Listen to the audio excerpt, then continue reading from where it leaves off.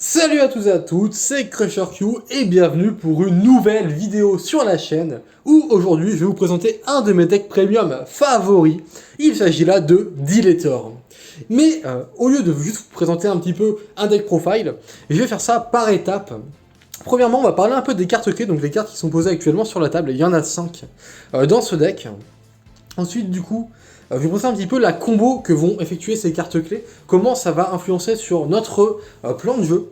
Et pour finir, du coup, on ira sur le plus classique, on fera le deck profile, parce que à partir de là, on saura quel est notre plan de jeu, c'est-à-dire de déterminer un petit peu comment on va builder un deck autour de celui-ci.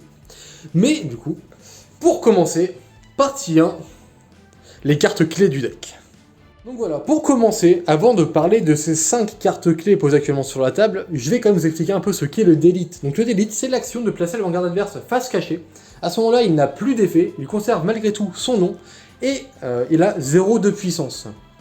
Le Delete fonctionne jusqu'à la fin du tour de l'adversaire, sauf si il stride par-dessus, et dans ce cas-là, la carte est retournée face recto. La puissance sera donc redonnée à nouveau.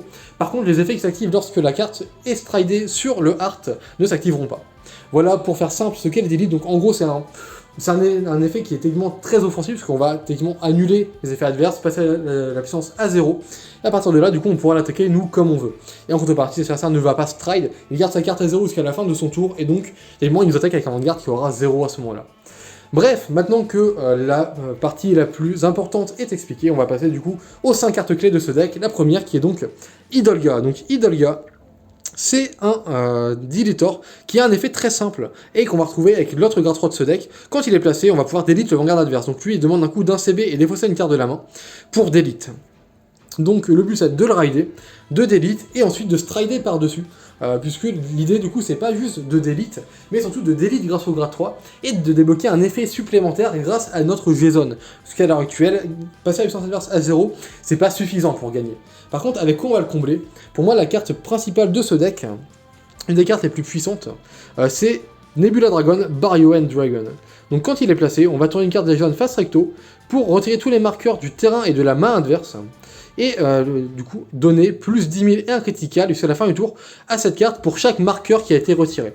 Et donc là, forcément, ça sent un petit peu le film de boule quand même. Parce que forcément, si on joue contre un deck qui va spammer le marqueur, on peut gagner 20 000 et 2 crits, 30 000 et 3 crits, ça dépend également du timing auquel on va placer le Baryoen.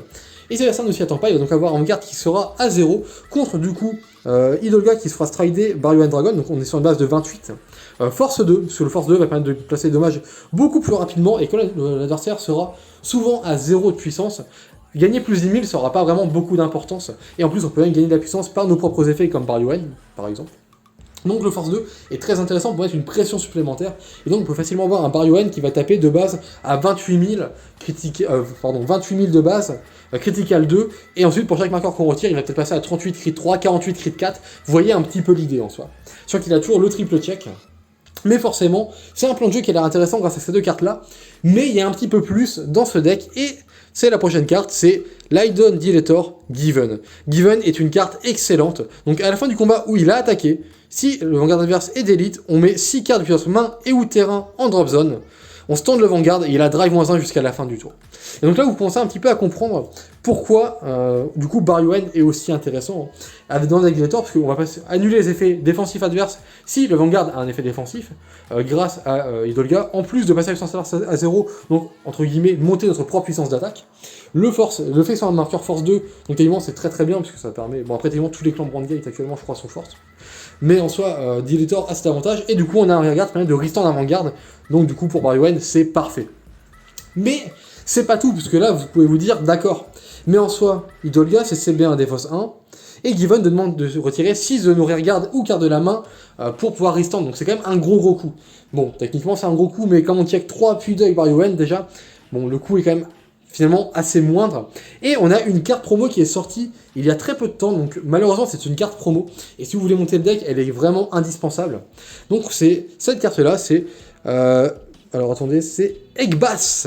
Donc il a deux effets, qui sont tous les deux très intéressants. En fait, je l'avais vraiment sous-estimé quand il a été révélé, et pour avoir joué avec, cette carte est vraiment très forte. Donc quand il est passé en Vanguard ou Rearguard, on sous Blasta, on défausse un Diletor de la main. On choisit jusqu'à 2 cartes Diletor depuis le deck qu'on envoie en drop zone, et si on en envoyait 2, on pioche un. En soi, il nous fait techniquement du 0, donc on défausse 1, on sous blaster, on envoie 2, mais c'est dans ce qu'on va au cimetière qu'il y aura un très bon intérêt.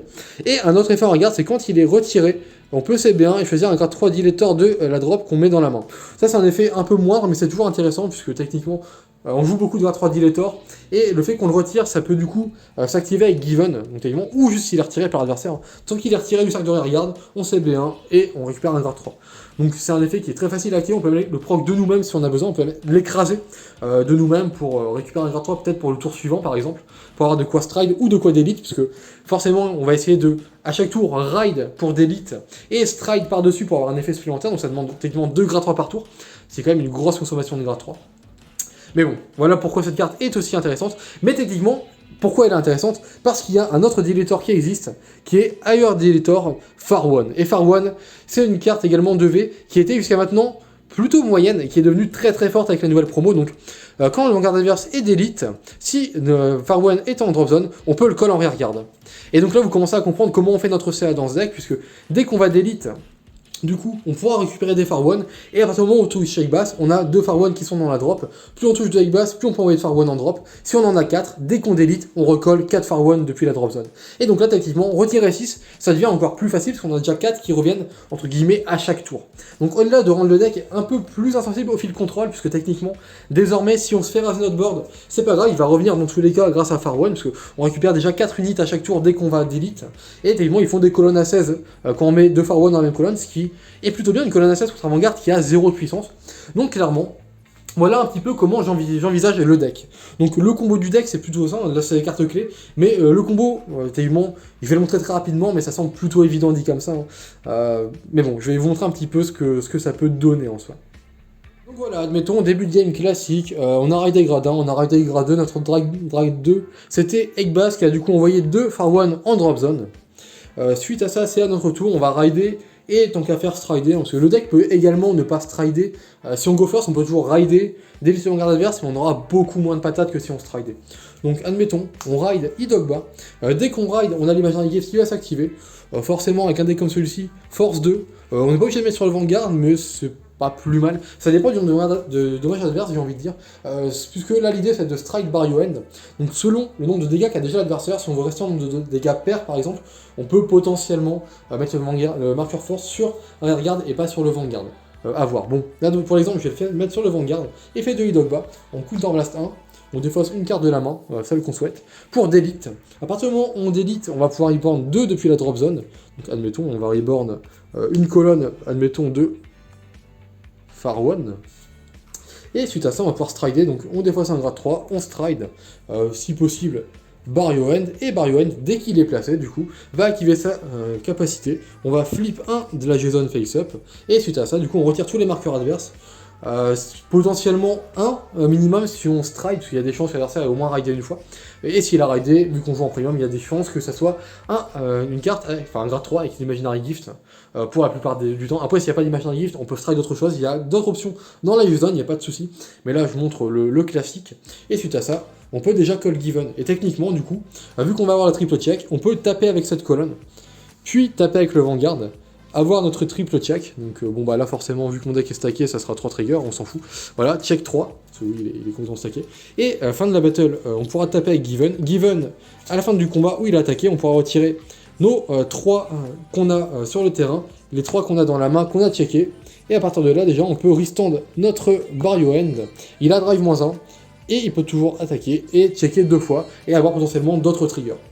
Donc voilà un petit peu comment ça va jouer, mais forcément, c'est pas le seul plan de jeu du deck, et donc du coup, maintenant on va pouvoir passer enfin au deck profile, pour montrer un petit peu déjà quelles options on a à côté pour stabiliser ce plan de jeu, à partir des 5 cartes que j'ai montré avant, et quelles options il y a dans la zone de disponible pour un deck comme Deletor. Et voilà, donc pour commencer, le starter, Sprout et Deletor Lucci. Pourquoi Lucci? Puisque c'est une carte 2V qui a Deletor dans le nom, et on peut avoir besoin de sous-place des Deletor à certains moments. Et techniquement, du coup, bah, on pioche quand on raille dessus. En Ghost deuxième, on a le Quick Shield, donc dans tous les cas, c'est la meilleure cible qu'on ait actuellement, je trouve. Pour les grades 3, c'est du coup, bah, comme je vous l'ai déjà montré avant, on joue 4 Idolga, puisque Idolga, il est très bon, il a l'Imaginary Gift, il permet de délite quand on le ride, mais on a une autre carte qui a le même effet, qui est Greygill. Alors Greygill, il est très intéressant également, puisque, une fois de plus, quand on le ride, on va pouvoir délite, mais la différence avec Greygill, c'est qu'on va devoir Soul Blast 2 Dilator et non pas Counter Blast et défausser pour Delete. Donc ce que j'aime moins avec Grey Gill, c'est qu'effectivement il n'a pas l'Imaginary Gift.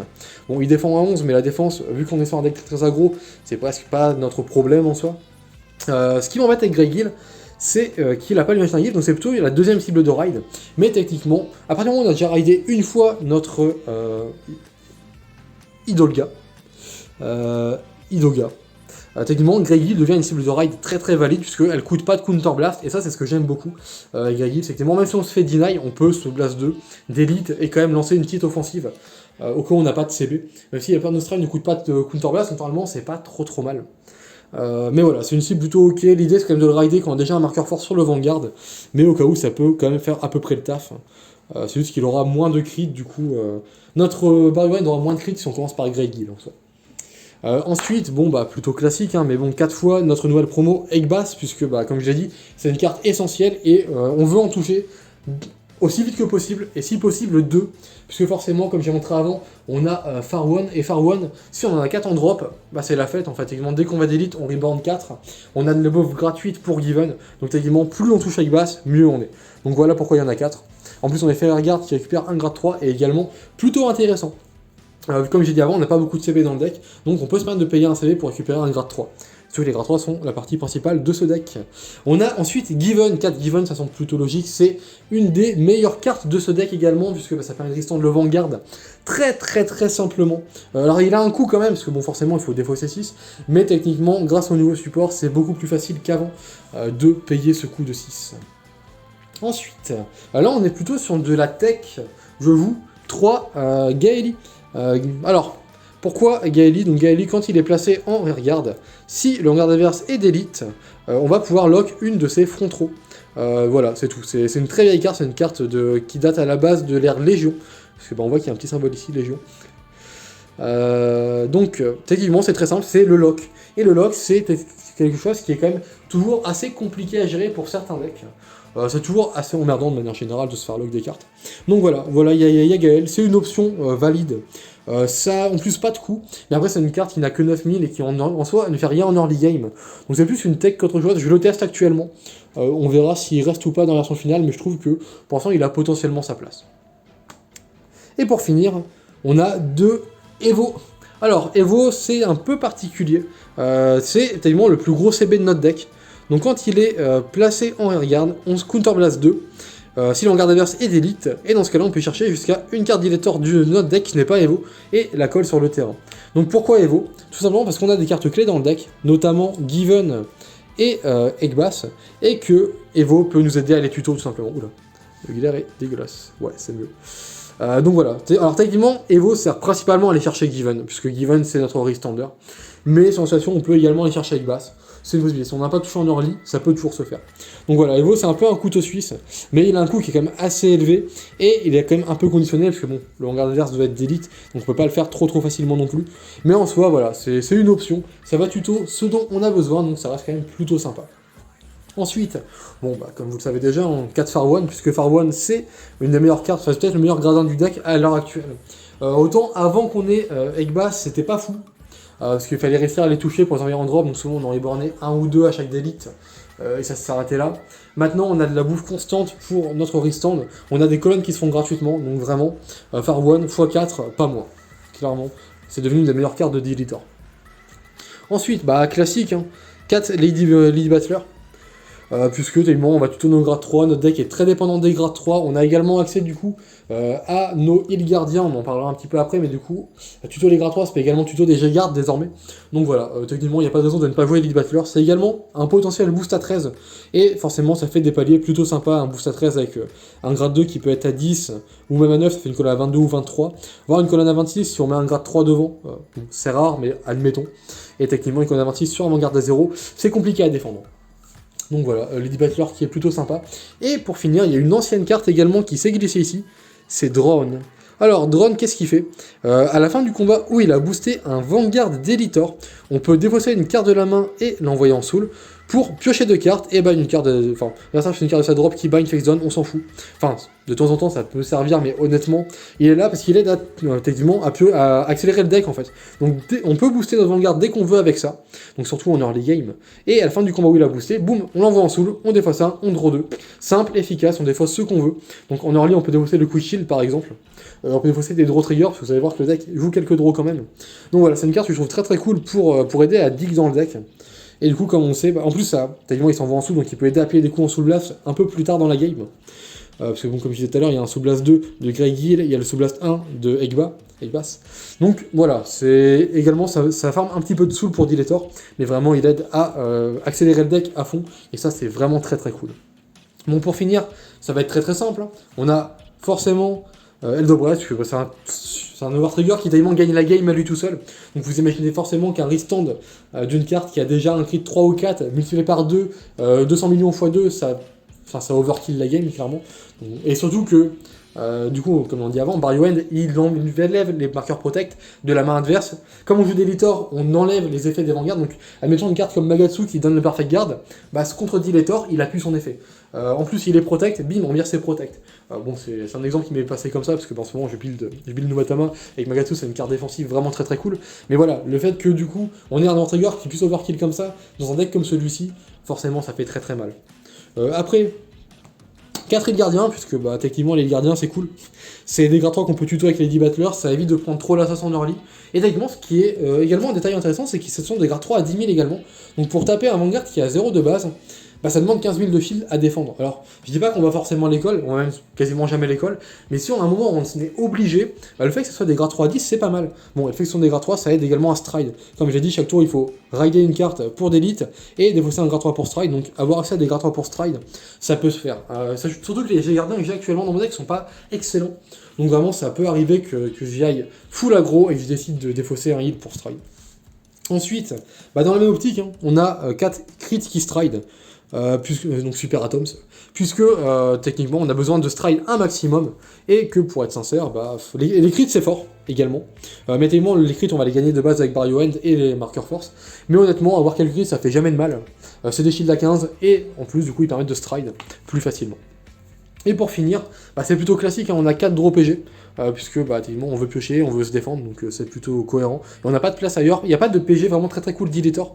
Certains decks ont des PG vraiment de l'RG ou même d'avant qui permettent de se récupérer, tout ça, surtout de l'RG en fait. Mais Dilator n'a pas vraiment accès à ça, les PG Dilator étaient vraiment pas terribles, donc on n'a pas vraiment de PG qui peuvent se récupérer. Et après on a un deck aggro, donc c'est même pas si dérangeant que ça en soi. Et du coup après on finit avec 3 draws vanilla. Les draws vanilla, alors je les ai ajoutés là, puisque techniquement, donc ce build est un build qui découle de tests que j'avais fait avec d'autres cartes, parce que j'avais testé un build que je jouais un peu comme à l'époque G, où je jouais du coup encore Zwidge, Eddie, Efames et Gaeli. Donc pourquoi ces cartes-là? Alors Gaeli c'est une carte de V, hein, qui permet du coup en early game, donc effet Vanguard d'ouvrir, qui permet quand il touche de retirer une carte adverse, on le bind, et si on ne retire rien, on peut draw à la place, donc c'est un très bon raid grade 2. Mais j'ai choisi d'opter pour quelque chose d'un peu plus intéressant, avec du coup ces deux grades-là qui sont des techs, mais qui permettent également d'avoir des effets plus cool sur le late, là où Eddie vraiment passé le tour 2, il est pas terrible en soi. Et du coup, pourquoi ces autres cartes? Donc là on a pour commencer Eddie. Eddie qui quand il est placé en rearguard, si le Vanguard adverse est d'élite, on peut piocher une carte. C'est pas un mauvais effet, mais j'ai décidé d'enlever les stands, puisque souvent les stands sont pas synergiques avec le fait que je retire mon terrain. Et également, ils défendent très très mal, c'est-à-dire que ce sont des shields à 10, ce qui est pas pratique, et également ils donnent 5000, ce qui est pas terrible non plus. Donc j'ai préféré opter pour des options un peu plus d'actualité. Et pour finir, les deux autres cartes qui sont, elles, très intéressantes, qui datent vraiment du build de G, donc Zwige et Efames. Donc, honnêtement, Zwige, on ne jouait pas pour le côté Forerunner, je jouais quand même mon starter Sprout. Par contre, Zwige, tu pouvais le mettre dans, on peut le mettre dans le main deck, et techniquement, dès qu'il va être retiré pour le coup ou l'effet d'une de nos cartes, donc Given tout simplement, le restand, on va pouvoir activer leurs effets, donc les deux ont plus ou moins le même effet, check le top deck et colle la carte, donc lui si on colle un Dilator, on l'envoie en soul Zwidge pour counter charge, et Efames, la carte qu'on colle, peu importe ce qu'on colle, elle gagne plus de 5000, donc à condition que l'on garde adverse soit d'élite. Mais voilà, ce sont des façons effectivement de faire de la multi-attaque encore plus dans un deck comme Dilator, ce qui en soi n'est pas une mauvaise option. On pourrait taper avec une colonne rear, taper avec le Vanguard, taper avec notre Given, Given restant le Vanguard, quand Given retire ses cartes du terrain, il va recoller des autres cartes par-dessus. Mais je les ai enlevés parce que je considère que la principale pression que je vais essayer de mettre, elle va venir du Vanguard, et pas des attaques de rire qui vont des fois taper ah je vois, Zwitch je colle un trigger, ou FMS, oh trop bien, je colle un truc qui a entre 5 et 10 000 de puissance, qui des fois va gagner 5000, et c'est tout. Et tellement il n'y aura pas forcément de marqueur force dessus, puisque ça dépend à quel moment de la game on est, mais si on n'a pas encore raidé plusieurs fois, et Idoga, techniquement on n'a qu'un marqueur force qui sera probablement sur le Vanguard, donc on n'a pas vraiment d'intérêt, je trouve, actuellement, à jouer ces petites cartes qui font des multi. On les jouait à l'époque, c'est bon, on voulait faire du card advantage, parce que bon, bah, il fut une époque où Dilator c'était pas aussi facile que ça.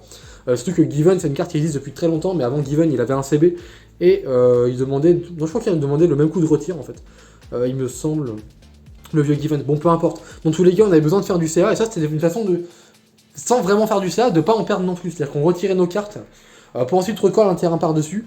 Donc ça allait en soi. Mais maintenant je trouve que ce sont des cartes qui sont un peu outdated et on n'a plus vraiment besoin de ça. Pour gagner, moi techniquement quand je les ai testées, elles m'ont jamais servi, c'est toujours des matériels que j'ai discard. Donc je considère que j'ai plus vraiment besoin de ça. Maintenant on va passer très brièvement à la Jason. Parce que j'ai pas envie que la vidéo dure très longtemps. Alors, je préviens tout de suite, elle est clairement pas optimisée.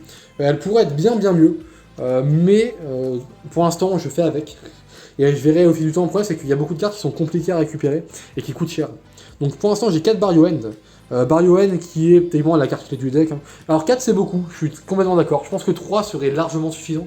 Je pensais jamais en faire 4. Soit je suis mort avant, soit l'adversaire est mort avant, mais je pense qu'il n'y a aucun monde où je strike 4 fois avec ce deck. Bon, toujours est-il que pour l'instant il y en a 4. Vous pouvez clairement trouver d'autres options. Actuellement, du coup, je joue également Global Avalanche. Global Avalanche, c'est une excellente carte. À l'heure où je vous parle, j'en ai commandé 2 hier, en plus, donc évidemment, j'en aurai 3 dans le deck.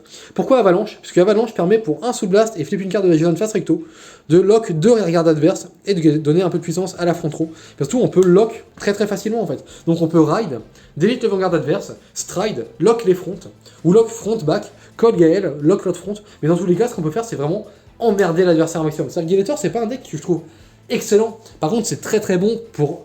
C'est un random qui... C'est un match-up qui va être très random pour certains decks et qui vont avoir du mal à le gérer parce que pas avoir d'effet Vanguard, devoir gérer une aussi grosse aggro, pas pouvoir spammer les marqueurs comme on veut sinon on se fait punir, devoir gérer le lock, sont des choses qui techniquement sont plutôt embêtantes pour beaucoup de decks. Et voilà pourquoi j'aime beaucoup Dilator, c'est qu'on a accès à toutes ces options. Donc là actuellement il y a 2 Cyclones qui vont devenir à l'avenir des Global Avalanche. 3 Global Avalanche, du coup je pense que c'est largement suffisant. Actuellement j'en ai un, et le problème de 1 c'est que je trouve qu'une fois que je l'ai placé une fois, bah ça m'aide pas forcément. Alors après on peut dire que Global c'est une carte qui aide un petit peu à tempo, mais contre certains decks on a vraiment besoin de lock les fronts. Et vu qu'on a une option pour retirer les fronts et gérer les marqueurs supplémentaires, bon techniquement on peut quand même gérer beaucoup de choses. Ensuite, on a une vieille carte qui est toujours présente qui est Gaio Eld, ouais, en effet. Alors ça c'est un Dilator vraiment de l'époque comme je disais tout à l'heure.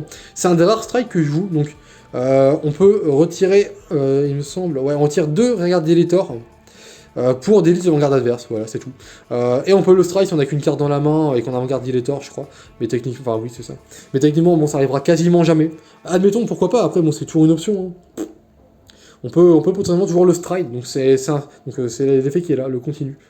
Si on a un Vanguard avec Dilator dans son nom, et que le nombre de cartes dans notre main est de 1 ou moins, on peut strike cette carte sans payer le coup. Donc si on finit notre tour avec 0 carte, après avoir défendu, on pioche, on a une carte en main, bim, on peut forcément strike Gaioel déjà.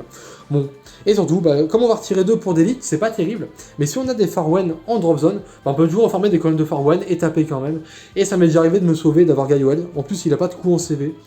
Bon, il est ok quoi, il est clairement, c'est pas le meilleur, mais il a pas de gros coups, et des fois il peut sauver. Bon, pourquoi pas. Et c'est à peu près tout au niveau des strikes finalement, parce que je me base vraiment sur Barrio End et sur Global pour faire mes parties. Donc là on va passer plus ou moins au G-Gardien, et une fois de plus, je tiens à prévenir que mes G-Gardiens sont pas optimisés, puisqu'il y a des cartes que je voudrais acheter. Notamment Destiny Guardian, qui est une excellente, qui est une très bonne carte, qui peut avoir sa place dans le deck, mais qui coûte actuellement entre 15 et 20 euros pièce, et qui est pas facile à trouver, donc pour l'instant, je fais ça, tout simplement. Donc on a pour commencer de Lacus Carina, une reprint de la VSS 09. C'est une carte très simple, quand elle est placée en GB1, on va flip un G-Gardien, on CB1, et on lock autant de regards qu'on veut. Et pour chaque regard qu'on a lock, l'adversaire va choisir une de ses backrows et la lock. Alors c'est pas un G-Gardien qui est... Enfin c'est un très bon G-Gardien. Après dans ce deck là il n'a pas vraiment de synergie. D'où le fait de vouloir jouer des Destiny Guardian, parce que Destiny Guardian peut unlock nos propres regards après. Donc si à un moment on a 2 heals dans la main, on pourrait en faire un pour Lacus Carina. Et pour pas trop s'handicaper nous-mêmes, on pourrait unlock nos regards après sur une attaque avec Destiny Guardian. Mais bon forcément il est utilisé pour les decks Chaos actuellement, donc je comprends qu'il soit aussi cher. Donc voilà, la Cuscarina, contre certains decks, ça peut être intéressant. Quand on a par exemple des prérequis pour certains strikes qui vont demander de retirer certains rearguards en battle phase, je pense à Dogma par exemple, puisque bah, forcément, si l'adversaire prévoit pas la Cuscarina, et qu'il se la prend sur un tour où il a préparé quelque chose avec ses rearguards, bon bah ça peut complètement stopper son tour, entre guillemets. Après, c'est pas aussi mortel qu'à l'époque, fut une époque où danger, ça pouvait vraiment retourner une game, je trouve qu'actuellement, bon. Après, bon, peut-être que je joue pas contre les bons match-up aussi, hein, c'est possible. Mais voilà, de toute façon, c'est une bonne carte, donc pourquoi ne pas la jouer. Après, on a une carte qui est bien moins bien, vraiment moins bien, qui est Ibiores. Donc Ibiores, on est placé en cercle de garde. Si on avant-garde Dilator, on sait bien sous Blasta. On a dit que ça a 3 front row adverses qui vont prendre moins 1000 pour chaque carte face-up avec Dilator en Vanguard, Rear et Jason. Le truc, c'est que notre Jason, elle est très clairement pas axée Dilator. Nos rearguards, on va souvent les bouffer. Donc voilà, vous voyez un petit peu le problème de cette carte. Actuellement, je les joue parce que bah, c'est à défaut d'avoir mieux en fait. Et pour ça, il y a beaucoup de CG gardiens qui pourraient être bien meilleurs. Donc bon, je suppose que peut-être qu'un jour il me servira, mais pour être sincère, j'ai vraiment du mal à imaginer une situation où je le fais. C'est plutôt une carte que je vais flip en réalité. Ensuite, on a notre avant-dernier jardin qui est Cosmo Bref. Donc Cosmo Bref, quand il est placé, c'est B1. Ça choisit une de ses backrows et la lock. Et s'il le fait, il y a plus 5000 sur Cosmo Bref. C'est un potentiel shield à 20. Après, il coûte un CB, donc heureusement que le deck est pas très CB-vor au niveau des strides et des normales units, parce que vraiment, les G-Gardiens ont tous des coups. Vraiment, ils ont tous un CB, minimum. Mais bon, c'est un potentiel shield à 20, l'adversaire doit se forcer également à lock une de ses back rows. Ça peut peut-être l'impacter, mais vu que c'est lui qui choisit, c'est pas non plus incroyable. Bon, comme vous le voyez, la force de deck, c'est clairement pas la défense. Et pour finir, bah, je mets un Raktom, hein, parce qu'un Raktom, quand il est placé, on défausse son draw. Ça peut aider à tuer les pièces de combo, et défausser des cartes dont on n'a pas besoin. Essayer d'aller dig pour nos grades 3, donc c'est ok, c'est un shield à 15, donc dans tous les cas, si on garde avec, on n'a pas plus de puissance qu'avec notre heal gardien. Mais bon, je sais pas qu'il y a des attaques où des fois, bah, on a besoin que de 15 000 et on veut juste piocher nos pièces de combo. Donc voilà, le problème, comme vous pouvez le voir, c'est que bon, bah, le deck est pas 100% complet, ça manque. Vraiment, Destiny Guardian serait une très bonne addition dans le deck, donc bah, si vous en avez, n'hésitez pas, et vous montez un Dilator, n'hésitez pas à le mettre dedans, parce que je pense qu'il pourra vraiment vous servir. Et même là, au niveau des strides, il y a peut-être plus d'options qui sont envisageables. Hein. Stark, par exemple. Alors il y avait je sais plus c'est quoi le progéniteur, son nom, le progéniteur de Stargate. Gate, c'est en D. Le progéniteur de Stargate, mais le problème c'est que techniquement je crois qu'il réduit le garde adverse à 0, donc c'est littéralement un d'élite mais qui a pas le nom d'élite et qui a ses habilités défensives, donc c'est pas très intéressant d'avoir le progéniteur je pense dans ce deck. Mais un Stark pourrait totalement faire l'affaire, surtout que comme dit, bah, on n'a pas beaucoup de coups en CB dans le main deck, et que grâce à lui on pourrait récupérer le nom dont on a besoin pour faire un Ultimate Stride. On pourrait récupérer un Idogal de la drop, en ayant un déjà en Vanguard, et du coup on pourrait se permettre de payer le coût d'Ultimate Stride grâce à ça. Donc voilà, ce sont des idées, donc vraiment un Stark pourrait être le bienvenu là-dedans, au cas où. Mais voilà, je pense que ça va être tout pour ce deck profile qui a quand même été assez dense. J'espère qu'il n'aura pas été trop long ou embêtant à regarder. Hein. N'hésitez pas à me laisser un petit peu vos retours là-dessus. Sur ce, moi je vous dis à très bientôt pour une nouvelle vidéo sur la chaîne. Et d'ici là, portez-vous bien!